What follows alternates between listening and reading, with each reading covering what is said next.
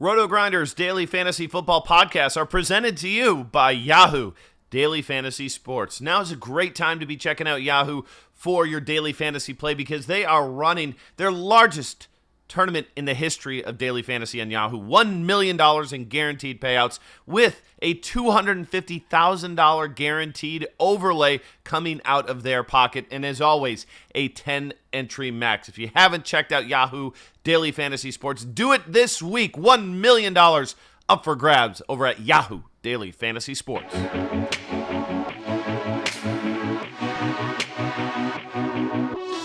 Welcome, ladies and gentlemen, to the Week 14 Gillcast here on the RotoGrinders Podcast Network. I'm Sammy Reid. I'm joined by Nate Nohling. We do not have Davis Maddock on the show.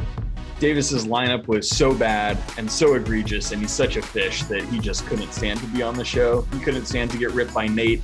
You know, he really likes to rip Nate and tilt Nate for being a fish. But when he's a fish, you know, he ducks out. That's the Maddock move. That's what Davis does. Yeah, that's the Maddock move. So it's just me and Nate here. Nate, how was your Sunday, man? It was good. Won on the main slate, and then the Bears won here versus the Rams with a huge win. So feeling pretty good. You know what? Screw that, dude. I'm so tilted. I'm on like severe seasonal tilt, and I actually think it's okay to talk about seasonal tilt here on the Gillcast. Now we're on now we're in the playoffs. I get it. Not on week 5, 6. Nobody cares about your seasonal team, but week 14, let the listeners hear it. Well, it's just one of those things where, you know, when we do the baseball podcast, nobody gives a rat's ass about seasonal baseball, you know, especially you, but I talk about it to tilt you. But everybody who plays DFS football also plays seasonal football, so they can relate, you know. But I had Todd Gurley, and that didn't go well, and I'm just good and pissed off, man. I'm super pissed. How good is this Bears defense? I thought defense didn't matter. I thought that was a thing. Does it matter? Because tonight I was watching the game. It kind of looked like it mattered. I don't know. Just watching the film. Yeah, I would have to say it does. I mean, it's this defense is good. This defense is good. It's super legit. Do you think it's like more the players or more the scheme? Because obviously Khalil Mack's a beast, but it wasn't really him that like had a huge tangible impact on this game. I mean, I think it's both. I think it's a good mix of athleticism. I think overall Roquan Smith covers a lot more on the field than what we were expecting out of his rookie season. And what a great pick he was. Yeah, he's been great. Fangio obviously sets us up well from like a scheme perspective, but I think we also have – I mean, that line defensive pressure, I mean, every play, it doesn't matter. There's always pressure coming from that defensive line, whether or not Mac's in or not. You know, Hicks had a great game again. I mean, there's just a ton of Floyd is a beast too. I mean, this team has some really solid players. Dude, they put the Rams on tilt today. They did. On tilt. Like, McVay was just calling timeouts out of nowhere. Goff was throwing the ball, like, right into the ground. Like, Todd Gurley was just falling over. Like, dude, everything was a complete disaster. The Rams, like, straight imploded. It was disgusting. And the best thing was the Bears on offense just like sold out to stop Aaron Donald. And they basically just took like 3 offensive linemen on him. And Aaron Donald was literally a non-factor in the game. It was like, it's great. Yeah. And lo and behold, the Rams actually don't have any other good defensive players. It's wild. Yeah. It's like, I think Trubisky doesn't have to be good. He just has to be able to move the ball enough to, you know, to not give the game away. And so I think Trubisky can be that good. I mean, He did his best. I mean, he was trying to match Goff pick for pick. I mean, they really had an epic back and forth of ineptitude. Yeah. Trubisky had some egregious overthrows. But Trubisky's so terrible. But again, I don't think he needs to be that great for the Bears to be able to win and be successful. Well, clearly not. The Bears are what, 9-4? Yep. Just beat the Rams at home, and Trubisky is not good. He hasn't been good all year. I mean, it is what it is. Yeah, as long as you have great play calling, I think great play calling can make up for bad quarterback play quite a bit. Yeah, you just need a bunch of Jordan Howard. I'm sure you played a bunch of Jordan Howard in Showdown. A bunch of offensive linemen or defensive linemen who can run and catch touchdowns. I mean, that was a sweet play. Let's get into the main slate, Nate. And before we kind of go into our plays, talk about how you decided to attack this slate from just an overall lineup building perspective, because there was a real interesting dynamic here with, two cheap running backs in Jeff Wilson and Jalen Samuels. And then there was, two cheaper receivers, Cortland Sutton and Chris Godwin, who both looked like they could get into elevated roles. And it was really like which two of them you put in. Did you go two cheap running backs, two cheap receivers? What did you do? And how did you choose to attack this? Yeah, I think decision one for almost everybody this week was whether or not you were going with two cheap running backs. And I think, that was kind of the question I think everybody had to build around. And I think wherever you decided to go there was kind of the fork in the road for lineups this week. Personally, for me, I chose not to go with two cheap running backs. I thought that even though I thought they were both great values, I said I have to pick one of these three that are in play. And obviously the three that were in play was Wilson, was Jackson, and was Samuels. Obviously, I think I ranked Wilson, Samuels, Jackson. I did as well.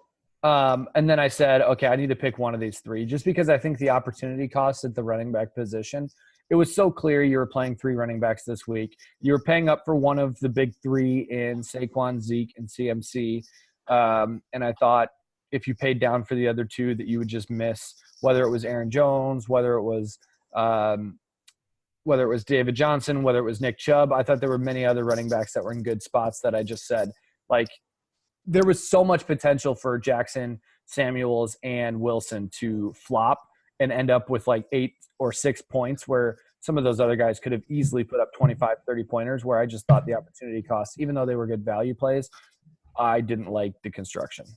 Have you played a receiver in your flex on DraftKings and cash all season? I don't think I have. I don't think I have. I think I've been close. Yeah. And I've considered doing two tight ends as well, but at one point I'm like, wait, I'm a fish. I can't do that. So the way I kind of thought about this, and because you went two cheap running backs, right? I did. And honestly, I didn't love it. I mean, I had a lot of the same thoughts that you did about it. But at some point, and Derek Carty was big team, two cheap running back. And I do kind of agree with his point that the volume of these step-in running backs is a lot more assured than the volume of step-in wide receivers. But the Samuels thing was the scary thing for me. I just thought Samuels could have easily been like a 5 carry where Ridley gets all the carries and then like 6 targets, and that's it. Like, we had no idea what the Samuels workload was going to be. I agree. And all we had was coach speak. Yeah, I had Wilson firmly ahead of him. Samuels ended up outscoring Wilson like 16-10, right in that range, but Wilson had 23 rushes and 2 targets. I mean, and he had 9 targets last week. So, it was one of those deals where the Niners actually were ahead a lot in this game. And I think that took away from the targets that Wilson Jr. was going to get. And, that wasn't really foreseen, honestly. Like, I didn't think that the Niners would actually beat Denver. Yeah. So, but yeah, I ended up going 2 cheap guys. But the only reason I did that, I didn't love it. I really wanted to go with 2 expensive running backs. I really wanted 2 of CMC, Zeke, and Saquon. But what I ended up doing is going with 2 expensive wide receivers and an expensive tight end. And, at the end of the day, like, that second cheap running back made so many improvements to different positions that I just ended up going with a lineup like that. And the reality was Jalen Samuels was 67% owned. Even if he snapped, it wasn't that bad. So, wait, I'm looking at our 3-man. Samuels was 62% owned. So pretty close. He was very high owned. Yeah. I just was surprised at how many people were on Samuels over Wilson. To me, I had Wilson clearly ahead. I did too. Jackson was almost just like a coach speak / like hope. No, he was GPP only. Like, if you played Jackson in cash, you are definitely a fish. Yeah, I mean, there's just no ifs, ands, or buts. Yeah. So, okay, so let's get into our lineups. And I mean, you and I scored, we got there in different routes, but we scored very similar. I was just over 143. You were just under 143, but that was just enough to get me out with the 0.5 with the Zeke overtime game. Ugh. Oh, dude, Zeke overtime got me there. I mean, I ran hot to get above the cash line with that because the cash line was at like 141 and change. I thought I was doing great, and that I had 142.8, and then the Zeke thing started going off, and I was like, oh, crap. And then the game went into overtime. He crossed the 100-yard bonus. I was like, oh, frick. Yeah, you knew you were screwed. Still survived. Yeah, it was very clutch. Davis Maddock did not survive. Davis Maddock put up a cash game score of 124.58. What a fish. What a fellas, you know, it's more of an art, you know, it's more of an art than a science, you know. Come on, mates. Nate, it's just a field game. It's just a field game. Davis did not have the feel, but let's talk a little bit about what the non-fish did. That's you and I. What did you do at quarterback here? So at quarterback, I was pretty set on Lamar Jackson all week. I got a little bit nervous when I heard that Flacco was going to be active. That scared me a little bit. But once I heard Flacco was inactive, I was all in on Lamar Jackson. I don't think people realize how much Baltimore, from a pace standpoint, has been up recently. Baltimore has had like the highest plays per game over the past couple weeks. I thought in a game where the Chiefs were going to put up some points, I thought Baltimore was going to have to put up some points as well. And I think the Chiefs defense allows you to run on them from a quarterback's perspective. And I just thought from a scheme standpoint, I thought Lamar Jackson was going to run free here. I literally was like hoping for 100-yard rushing game here from Lamar. He didn't get there, but he still had 20 points, which – Hey, if you want 100-yard rushing games, you got to play Josh Allen, man. Yeah. I totally thought Lamar was going to have it in this game versus the Chiefs. I thought the Chiefs were going to put up points, and then it was just going to be a bunch of Lamar dropbacks where the receivers were going deep and then him just running the ball I thought he was going to have a whole bunch of garbage time stuff, but it didn't end up like that. No, because it was a really competitive game. Yeah. So I was not on Lamar Jackson. I felt like his floor was low. And I know, like, stylistically, he's a higher floor guy because of the rushing yards. You know, he'll always have 7 to 8 points, like, right in the bag like that. But I just thought there was a scenario where Baltimore just got wrecked in this game and got blown out of the building. And that didn't happen. They hung in there. So Lamar scored – dude, I didn't love any of the quarterbacks, though, honestly. Like, I didn't love Deshaun Watson. I didn't love Aaron Rodgers. I actually liked probably Jameis the best, and he wasn't that good either. So, yeah, I mean, I had a tough time. I liked Rivers a little bit, but I thought it was going to be too much of a blowout. Obviously, I thought Mahomes was okay, but at 7K, I didn't feel like paying for it. Yeah, he only threw for like 377 and 2 touchdowns. You know, just did Mahomes things. Yeah, Mahomes is so good. Yeah. But even that, I mean, what did he end up with? Like 24 DraftKings points? Yeah. It wasn't almost 25, but it's like that's not that much of an edge when you're paying an extra $1,000. Yeah. So I ended up going with Deshaun Watson, and I didn't love that decision. Deshaun hasn't been throwing for a ton of yardage or even that many attempts lately. But I kind of felt like this game, he'd played a bunch of cupcake-ass teams. And I was like, dude, this is going to be a good game between Indy and Houston. Like, they're going to go back and forth. I think there's going to be some scoring here. And, I mean, it just wasn't that good. I mean, he was okay, like 18 points. He was fine. But, like, it's kind of whatever. I didn't love that play. And, frankly, like, I probably could have found a better quarterback option. How many times did he end up throwing the ball, actually? Because I think the thing with Deshaun is it's hard to figure out, like, is this real, what we've seen with their low passing attempts, or is this just, like, a function of their opponents? What did he end up passing? Ended up with 38 attempts. Okay, so that was more than I would have expected. Yeah, 38 attempts and five rushing attempts for 35 yards. You know, his team's leading rusher. No big deal. Yeah. So, I mean, 38 is the most he's had since week 5. You know, I mean, that's a huge bump because he saw – so that's – I mean, you were right based on playing him because you thought you were going to see a volume increase. So, yeah, well, whatever. I don't feel right. I don't feel right. Like, it was fine, you know, 18 points. But that's the thing about quarterbacks is, like, they almost always end up in this narrow band between 18 and 24 points. And it's, did you score – yeah, did you throw 2 touchdowns or 3? Did you hit the bonus or didn't you? That's going to get you 18, 21, or 24. And sometimes you'll see the outliers, but for the most part, that's what you get at quarterback. So, yeah, quarterback's very rarely going to win or lose you the week. Yeah. Okay, so here's the interesting part.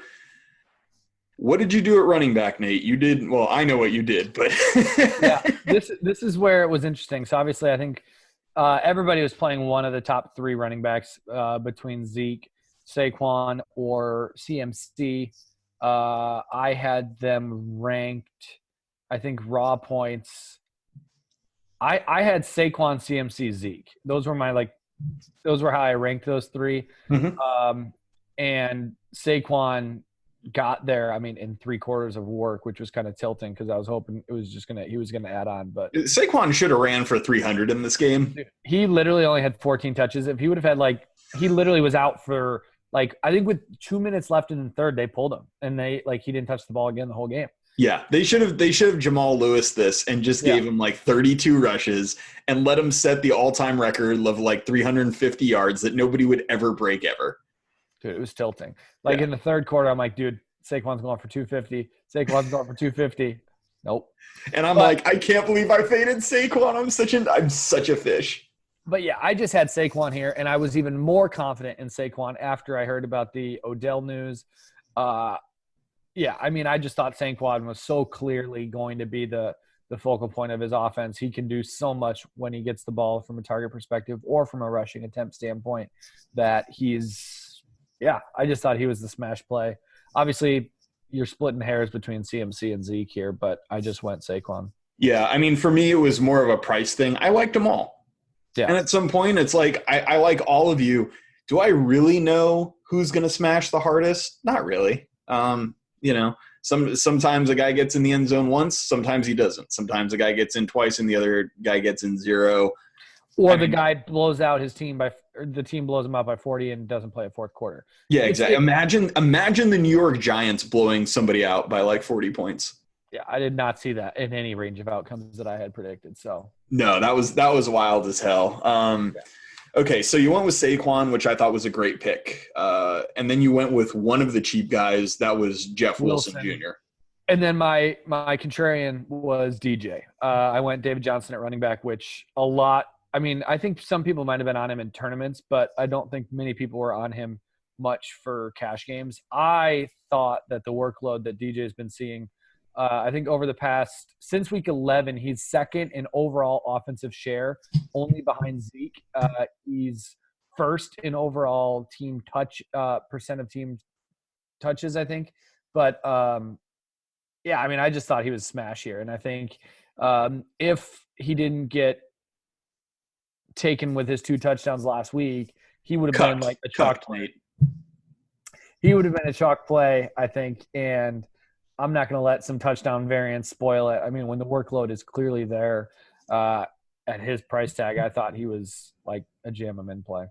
So this is really interesting because I want to call you a fish for a couple of reasons. Number one, you are a fish. Number two, I didn't really consider DJ a cash play, but I get the case for it because I wrote him up this week as a tournament play because of that offensive touch share.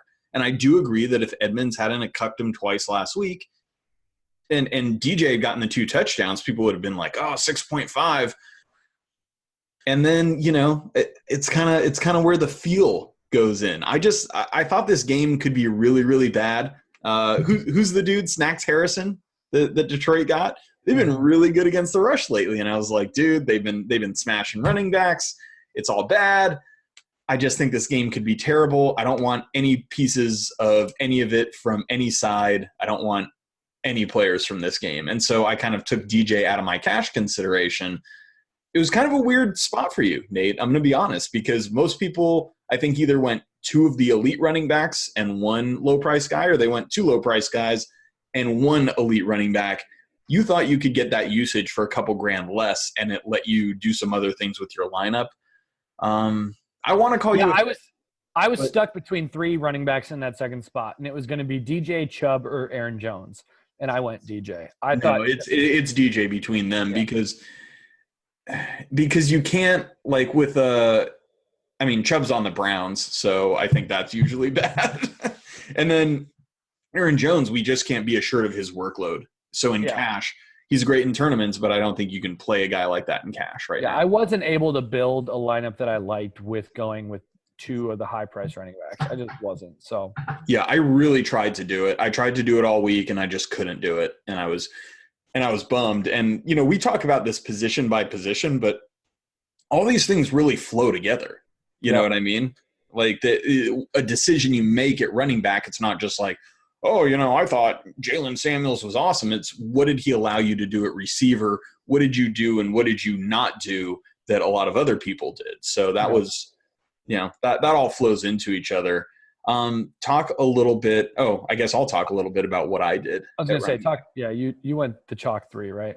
I think so. I went Zeke, Wilson Jr., and Jalen Samuels. Yeah, I think that was the chalkiest combination, probably. Yeah, and it was probably the sharpest too. Well, I mean, I thought with Zeke versus Saquon or CMC. I mean, when I wrote my column, my cash lineup had CMC and Zeke in it, and I was like, I'm not fading CMC for a third week in a row because I'm not a fish. And then I ended up fading him. And then he scored 2 touchdowns, and I was like, dude, I need to just delete my freaking account right now, all of it. Twitter account, self-exclude DraftKings, just crawl into a hole, you know, crawl into a bowl and swim around, you know, because I'm a fish. But Zeke ended up smashing, and I think he ran fairly good, obviously, to get to, you know, the bonus, et cetera, in overtime. But, dude, he scored 34 DraftKings points, and he didn't score a touchdown. I mean, Zeke had 28 targets or 28 rushing attempts and 13 targets. Yeah. And the thing is, so ton of work. Yeah, I mean, Zeke's been, I think over his last 4 before this game, Zeke was at like 6.8 targets per game. Yeah. I mean, they've been using him a ton in the passing game. And so we need to realize that shift.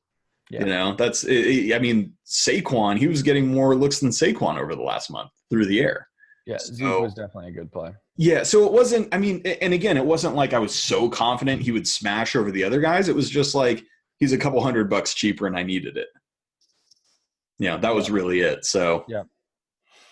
As far as Jalen Samuels went, I had the same reservations as you did. I saw like a 5 to 6 reception, 8 carry kind of game. And I mean, that is kind of what he did, right? Yeah. That's almost exactly what he did. He had a couple more rushing attempts. I think he had 11 rushing attempts and 7 targets. Yeah. Yeah. So, I mean, that's kind of higher than I thought my median expectation for him was. He was not good on the ground, 11 rushes for 28 yards, but he caught 7 for 64. And anytime you have a guy who could potentially do that at whatever he was, 3.7, 3.8, 3.7, I thought it was fine.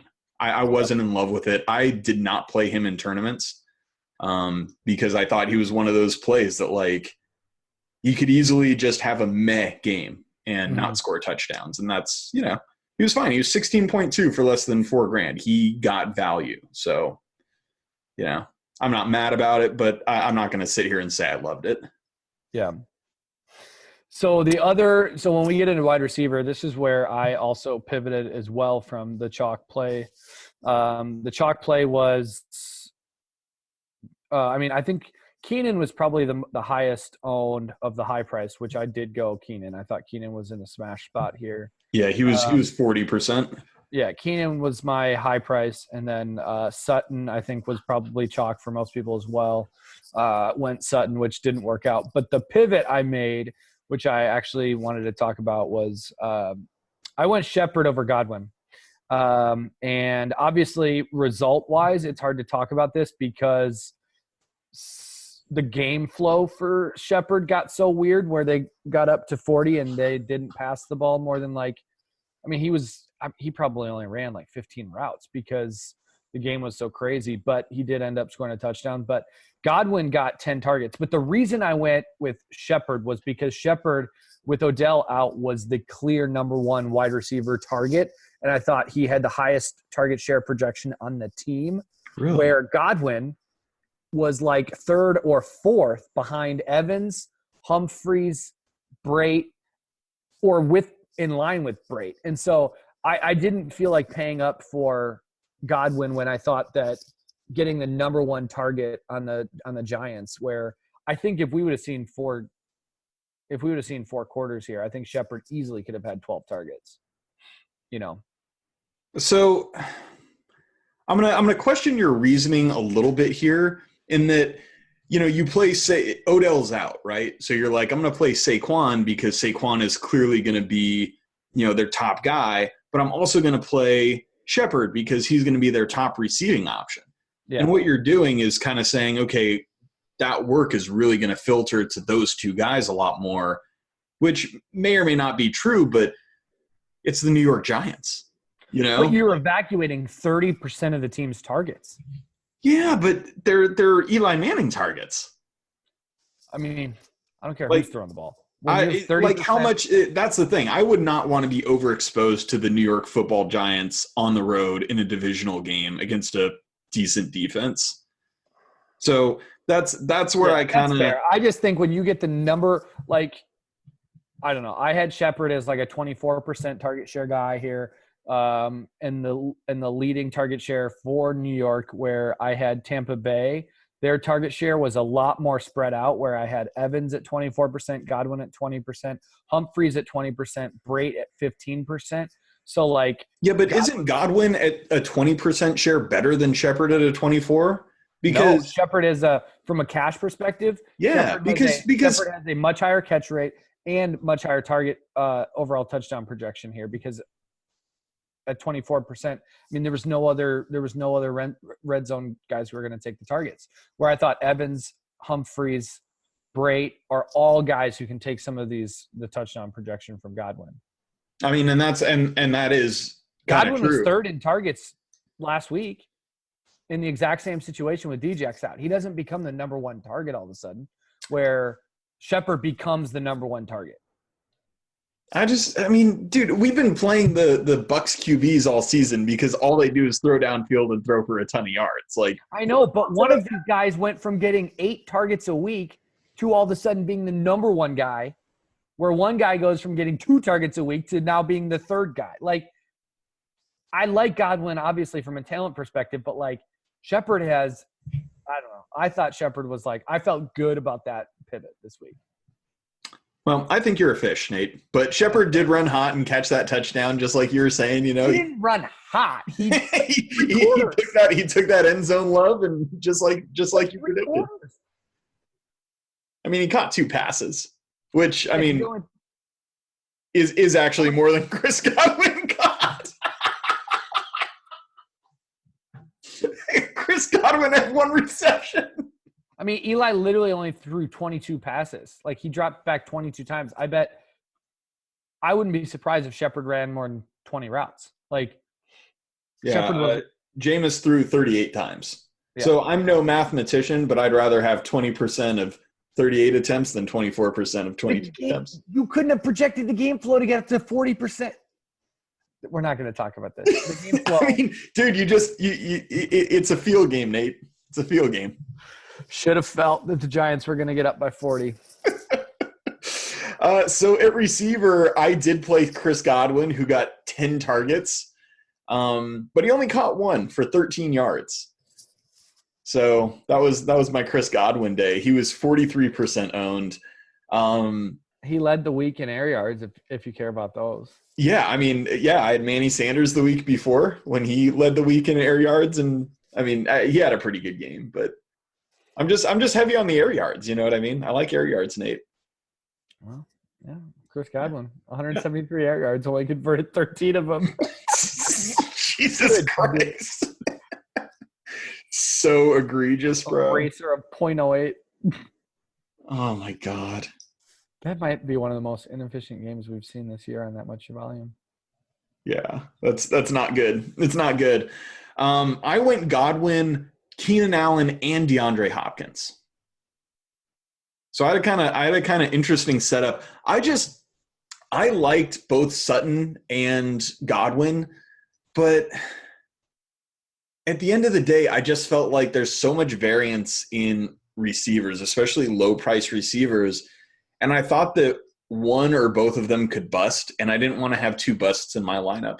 I just thought there was such a higher chance that one of the receivers busted than somebody like Jalen Samuels busted. And that was what ended up making me money on this slate. Hopkins wasn't great. I mean, he got a lot of targets, but he really wasn't having a good game.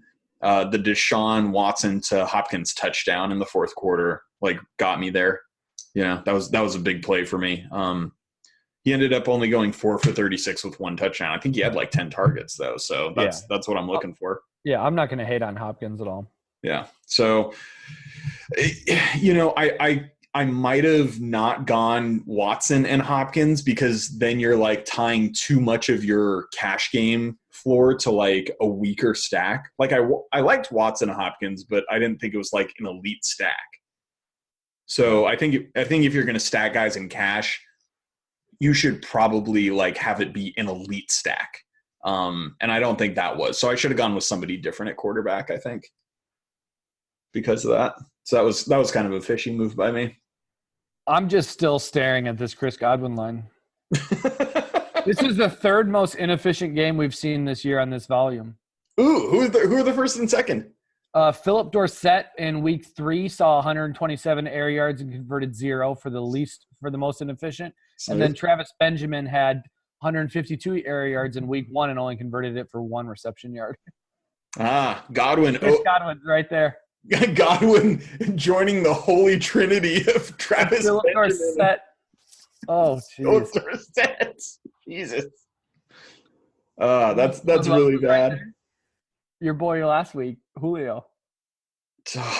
Julio had 181 air yards last week and only converted it for 18. Dude, if we got fantasy points for air yardage, I would probably be rich. Being a parent can be really challenging. Child and Family Resource Network focuses on connecting pregnant parents and those with kids under the age of 5 with free support services to help them on their parenting journey. Everyone deserves someone they can turn to for help with parenting. Visit childandfamilyresourcenetwork.org today. Just all sorts of mythical dollars just raining around me with air yard money. Sammy, it's a little bit of a field game. Yeah. Oh, damn. I kind of walked into that one, didn't I? Yeah. Okay. F me, right? Tight end. What'd you do at tight end? I went Kelsey because I like having the best tight end available. That was a good choice. Kelsey had a really nice game. He didn't do that much in the second half, though. He could have had a smash game. Yeah. I was pretty tilted because I thought he had 20 at half. Yeah. And then did nothing. I was hoping for another huge Kelsey spot here because he was not owned nearly what I thought he was going to be. What was he owned? I just closed that. Hold on, I got it. He was 31% owned. So I saw it was lower. It was pretty high for a tight end. Yeah. Yeah, he had to be the number one tight end. I think that's the route a lot of people ended up going is paying up for Kelsey with the value at receiver and running back. Yeah, you went fish and faded Kelsey, right? I did. But it wasn't that fish because I had Eric Ebron who just scores a touchdown every week. Yeah. So and yet again he scored another touchdown. I mean, dude, what do you have? 16 targets last week? Yeah, he had 8 targets this week. Yeah, I mean, obviously I didn't like him as much as Travis Kelsey, but it was just one of those things where I was like, I could get that second elite wide receiver and have 2 high-priced, high-target wide receivers for a small downgrade. I didn't consider the downgrade from Kelsey to Ebron that significant. Mm-hmm. And so I thought that was a trade-off I was willing to take. Yeah, I don't know why I wasn't looking at Ebron much. I think the 3 tight ends I was looking at this week was Kelsey, Kittle, and Ertz. But did you have Kittle in GPPs? I had Kittle in GPP, which was nice. But so strong. I did too. But I also had him paired with some not so nice guys and Cortland Sutton. But what do you? I did too. This Cortland Sutton game. I mean, well, what? Okay, so I didn't play. I ended up not playing Sutton. You ended up not playing Sutton. No, I did play Sutton. Oh, you did? I did play Sutton. Oh, yeah, that's right, because you're a fish. Davis played him too, I'm sure. Yeah, Davis. Because he scored 124 points. Yeah. Davis. I mean, I just wanted my cheap wide receiver to be tied to Jameis Winston at home against the Saints rather than not Case Keenum. Yeah, not Case. And that's like, dude, I mean, that's just kind of lucky, I guess. I mean, it's not like Sutton had 3.3. I think he outscored Godwin. So what can I say? Yeah, I just thought Sutton had like massive volume of this offense here. I mean,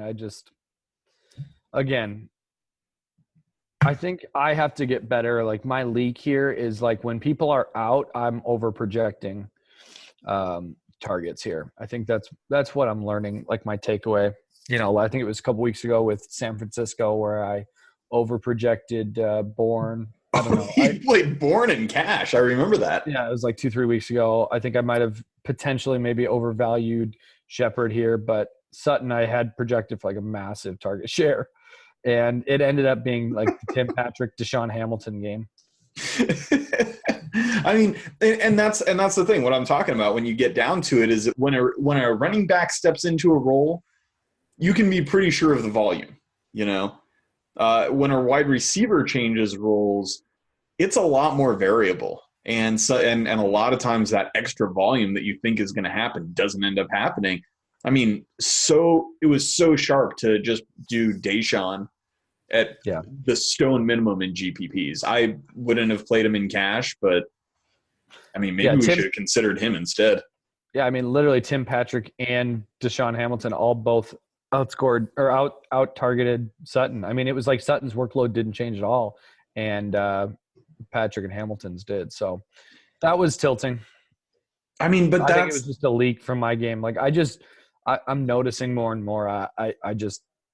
I need to add more variance to target projections when there are inactives like that. And I think that's my leak is like I'm projecting the target share like my target share projections are too tight when people are out, where it just needs to be a whole lot more volatile, where when there's guys who are active, we know what like the Rams target share is going to be when it's, or we know what the target share is going to be for, teams where it's like everybody's active, but when people are inactive, it adds so much volatility. And I haven't done a good enough job accounting for that.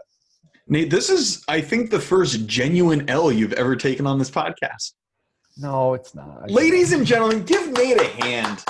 Good job, Nate. This has been a big moment. I'm glad that we had this cleanse together, you and me. Yeah. This is big. I feel closer to you, buddy. You should. I'm taking the L. Hot damn. Like last week when you said I'm a fish, I know you only said it because I cajoled you into it. You didn't actually think you were a fish, even though you were a fish. But this is a breakthrough. I'm happy about this. I feel good about this, man. You should. Hashtag virtual hug. What did you do at DST? I went Packers. Yeah, buddy. Yeah, it was just the cheapest play that I thought was viable. Yeah, they were 2,100. Is that right? Yeah, I got lucky. I mean, they ended up with like 13 and smashed. Yeah, I also went with the Packers. Again, like it's one of those things. I'm just really okay taking any DST that is at home as a significant favorite. I think there were 5-point favorites in this game. Yep. And it's like just next to the stone minimum. And it's like, yes, they ran good to like get a pick six. Those things are highly variable. But the reality is they were ahead the whole game. They forced Atlanta to throw a bunch. And bad things can happen when a team is going to throw a bunch and the other team knows they're going to throw a bunch. They're forced into it. And, that was just a good play. That was just a good play. Yeah.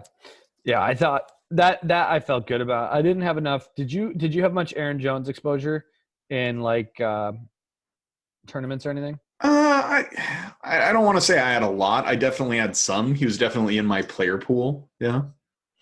But because I didn't know what to do with him this week, and I was debating trying to get an Aaron Jones Packers, running back DST stack. Instead, I went DJ, but yeah, I was pretty high on the Packers defense this week.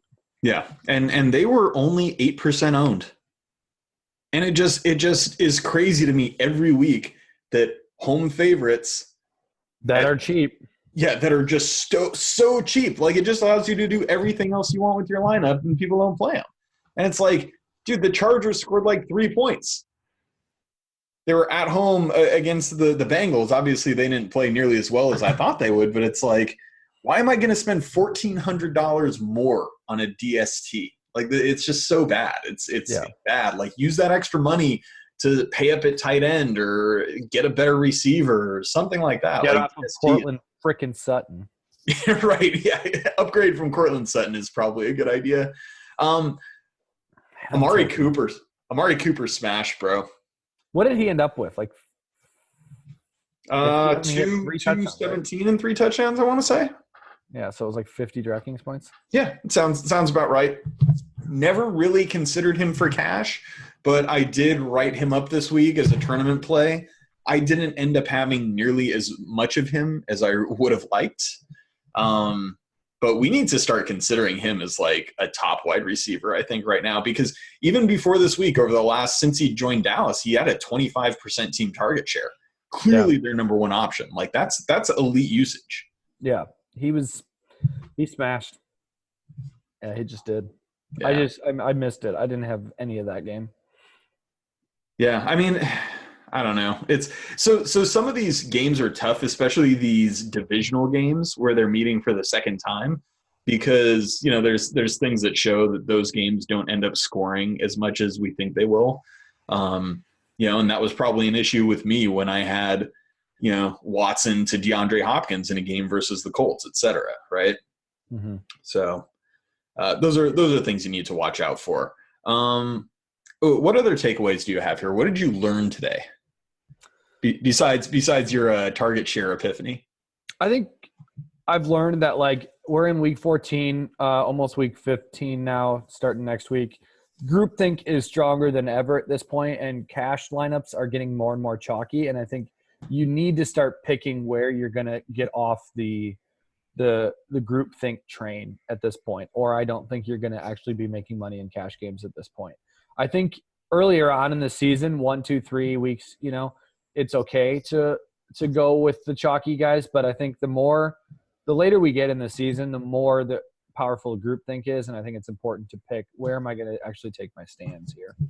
And I think like this week I was like blown away by the power of groupthink, just with like how many people were like riding with like, oh, Green Bay's going to smash, we should do this, or we should do this, or Jackson's going to get all this workload for San Diego, and this is going to happen, and this is going to happen. And it's like, we'd read one report, and all of a sudden people are changing their cash game lineups around, and it's like, oh my gosh, or the Cortland Sutton thing, which is just like, that was total groupthink, and he was so owned. Like, what was I thinking? Yeah. I think.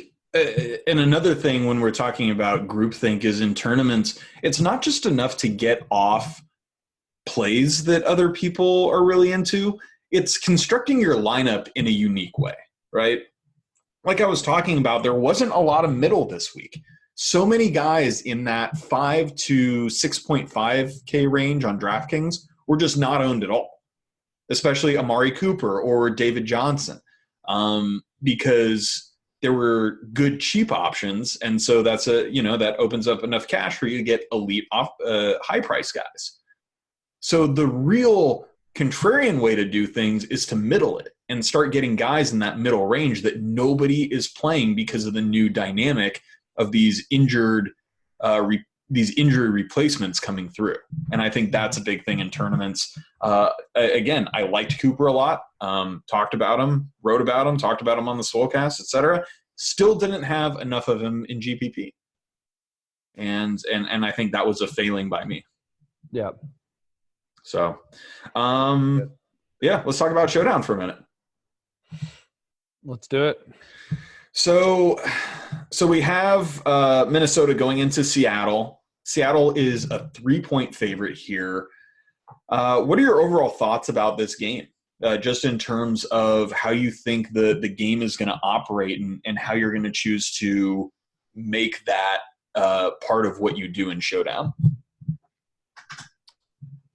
Yeah, I mean, I think at this point, I'm probably going to have quite a bit of Minnesota passing exposure, but not much Minnesota rushing exposure here. Almost like no.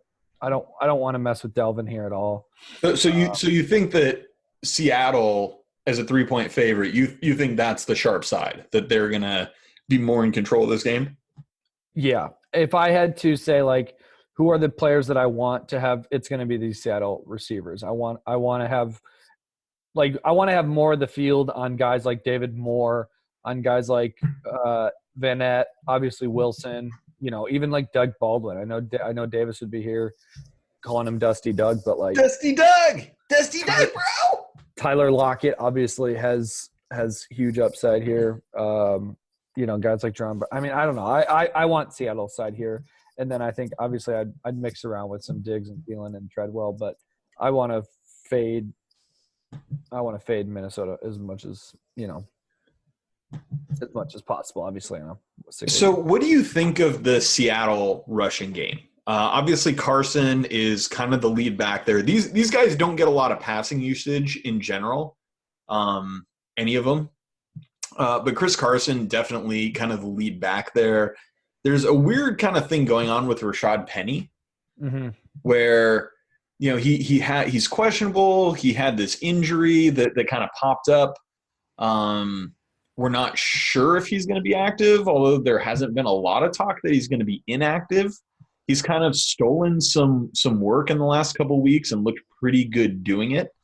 I don't know. What do you think about Penny? Is this a spot where you would use him in like large field GPPs, or you just think it's too thin?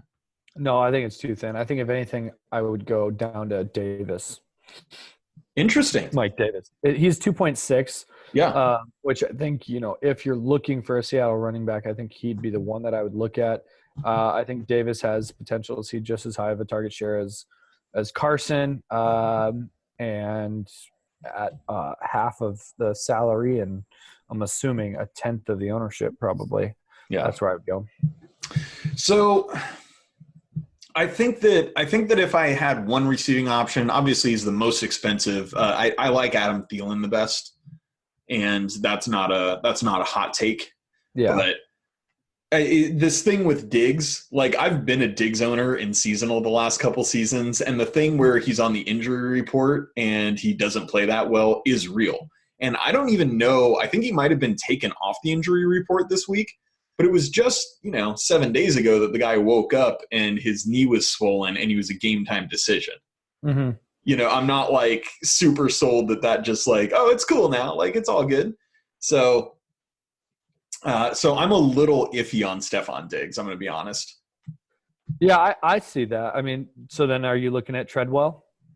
Not necessarily Treadwell. I could definitely be talked into some Kyle Rudolph.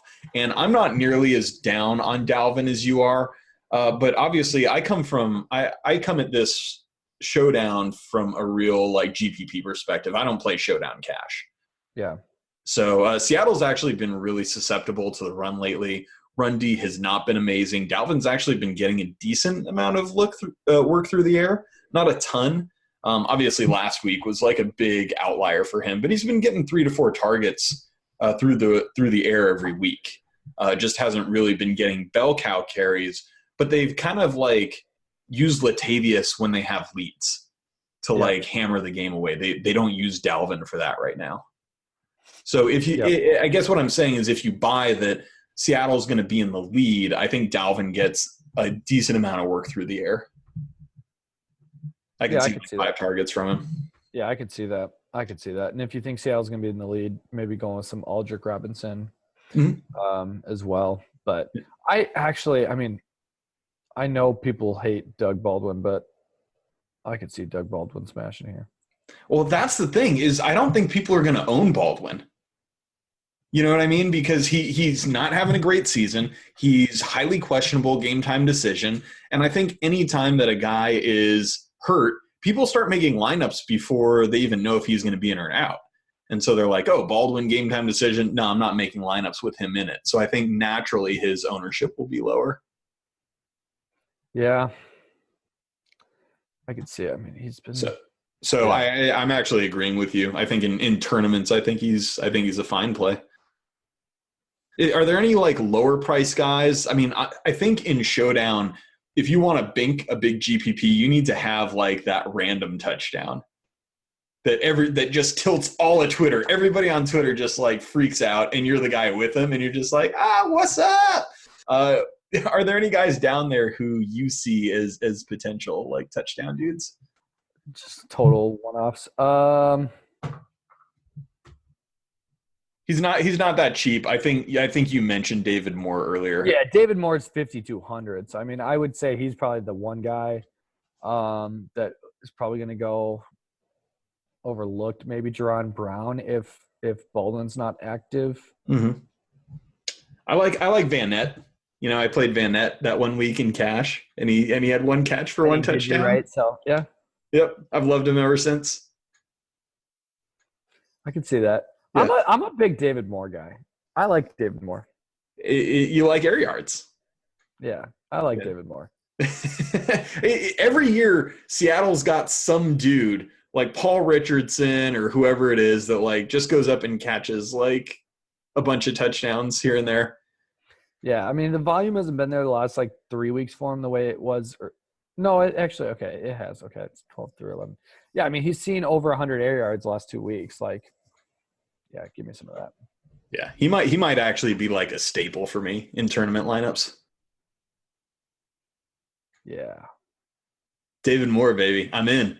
I think if you want to be contrarian about this game, obviously you say that Minnesota wins the game and they handle the game. That's the contrarian take on this game.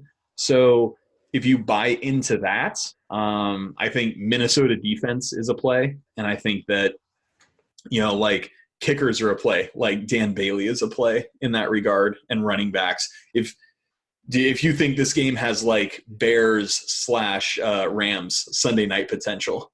Yeah. I mean, that's why I didn't make money. Here. I don't think quite as much, but I think there's a scenario where it could happen. Yeah, those are the showdown slates that I don't make money. If it takes kickers and defenses and running backs to win a showdown slate, I'm not going to win. Right. But that's the thing. Like, again, like I don't play showdown cash. You do, right? Yeah. And it's been very profitable this season. People make some really bad showdown lineups, like really, really bad showdown lineups. Yeah, I need to play showdown cash. Like it's definitely soft. People play inactives all the time, and I'm like, what is happening? Oh my god! Yeah, I need to do this. You know what? Or they'll captain a guy who's like not gonna see a touch. Mm-hmm. You know, there's like maybe a GPP flyer, and they'll captain him, and it's like, what are you doing? I'm leaving money on the table by not playing showdown cash. I think you are. Yeah, I'm an idiot. I'm like eking out, like just crossing the cash line in main slates and not playing showdown. Not good, Sammy. I'm a fish. What can I say? Dude, usually I get too lazy. I'm like, it takes me all this time to research the main slate. And then showdown, I'm like, okay, like I'll throw some lineups in to try and bink something, but like I got other stuff to do, and I think I'm leaving value on the table. I get it. That makes sense. Yeah. Real fast before we get out of here, Nate, let's make fun of Davis's lineup a little bit. Can we do that? I mean, what did he even do? Because he paid up for Mahomes, he went Mahomes, Kelsey, Sutton, and Godwin. Oof. Yeah. That was the killer. I think that A, Davis is a fish, but B, that's how